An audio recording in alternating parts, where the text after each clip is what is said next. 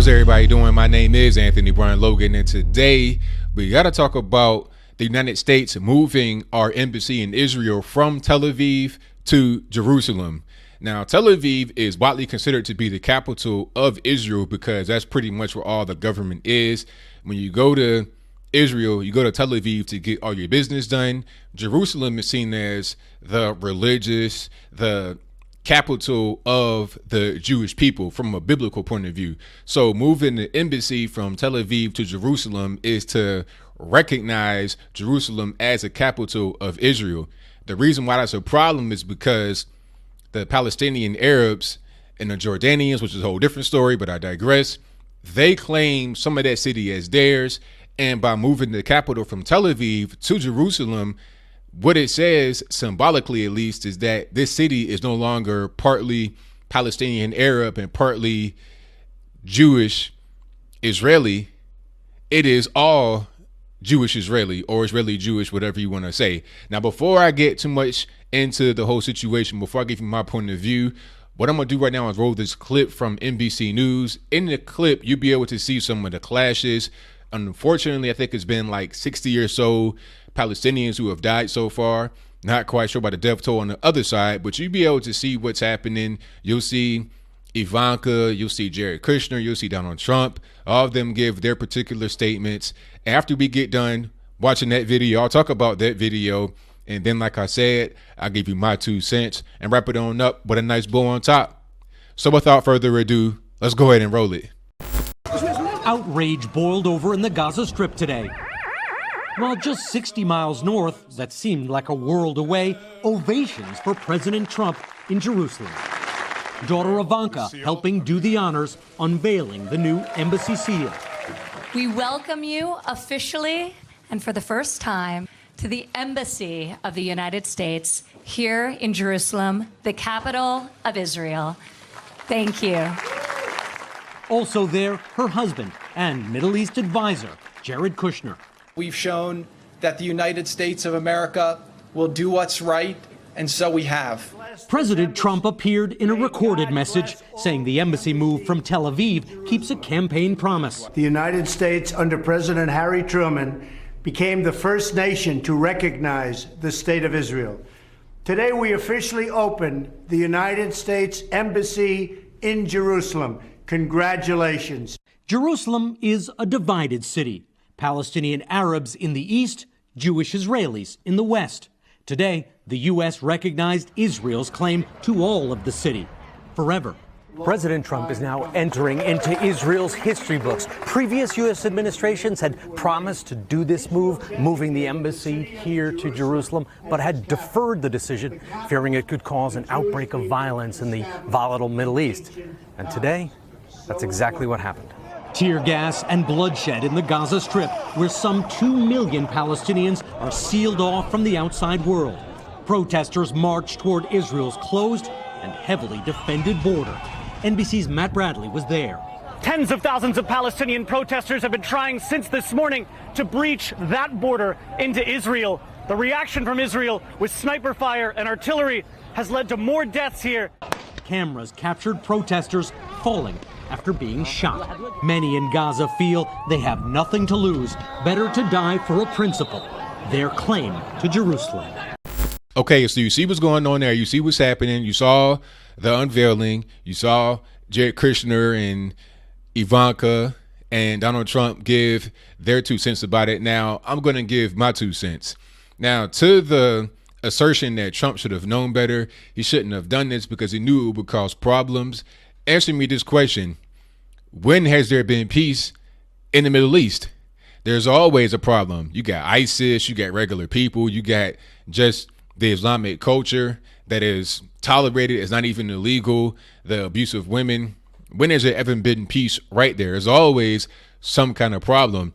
It's been that way for thousands of years, ever since Muhammad was living. This is not anything new. Now, do I think that the United States should be involved in the conflict? Absolutely not.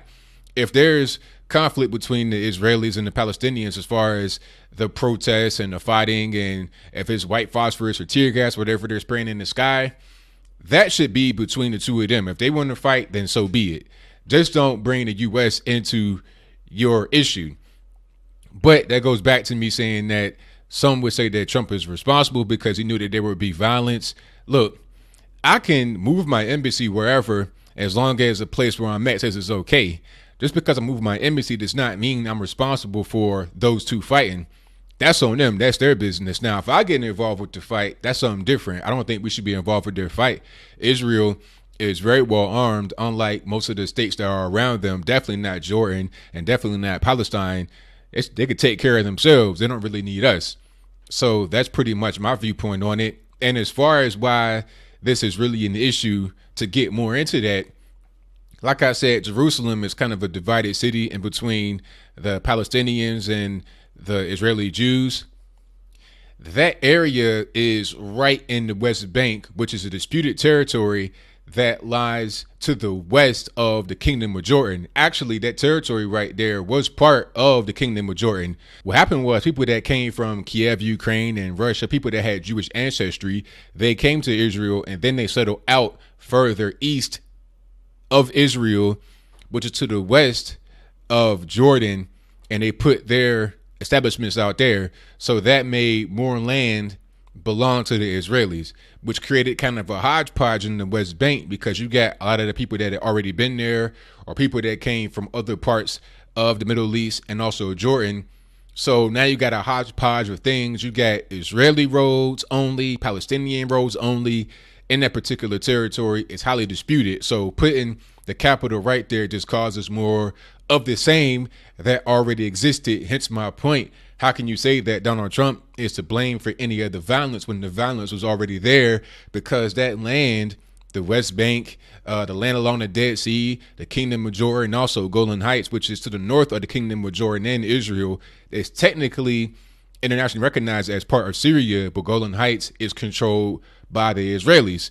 So if there's always been disputes over their territory, how can you say that the United States is at fault for any disputes that continue to rage on or heighten?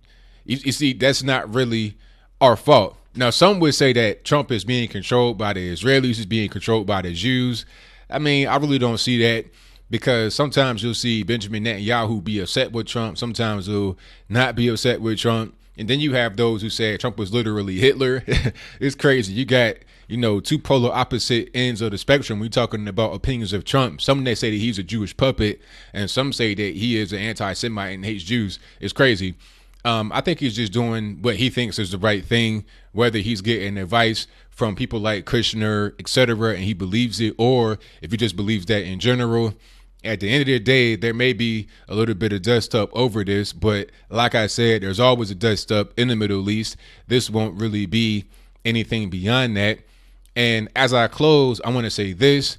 I know this video is going to get a lot of comments, people talking about Jews this, Jews that. I feel like at a certain point, and don't get triggered, I feel like at a certain point, Jews are the white man's white man, because you got a lot of people that aren't white that always talk about how the white man is the source of all their problems, or the white man controls this, the white man controls that. That's why I can't get ahead. The white man has his foot on my neck. I feel like a lot of people who are white look at Jews the same way. Not all, hashtag not all, but just some that do it. That's just what I think. Now, you may say that Jews have a lot of control, have a lot of power. So do white people. I mean, at the end of the day, you got to be able to live your life the best way possible and not be so worried about who you think is in control. Just live life the best way. If you live in the place where you're the majority, exercise that right. Don't be, don't submit to somebody who may not even be right in front of your face. That's what I was facing a lot in the black community as it relates to the white man. So I don't think anybody should do that thing, but they just feel inferior to somebody just because they think that they're in control. That's just not the way you got to live. You got to live as a person that is powerful in yourself, and don't be worried about who you think is in control, because that right there puts you at a disadvantage automatically. I know I'm going to get a lot of hate because of that, but that's fine. I'm interested to hear your comments. Do you think that moving the so-called capital, the symbolic capital of Israel, from Tel Aviv to Jerusalem, 35 miles away, was that a bad thing? Was it a good thing? Other presidents have promised this, and I've seen people say that, oh, well, other presidents promised it, but they knew better to actually do it. Why? because there may be a dust up for a little while. Adding on to what has already been a dust up in that particular area, there's always protests. There's always things that happen. It's just like saying that you shouldn't pass a law in D.C. because there's going to be a protest or a Black Lives Matter thing. There's always those little protests going on all the time, especially in D.C. At any point in time in D.C., you can go up there, you can see some group outside of the White House with some picket signs for some different cause. That is a normal thing. So to make your decision based upon little protests, in my humble opinion, does not make sense.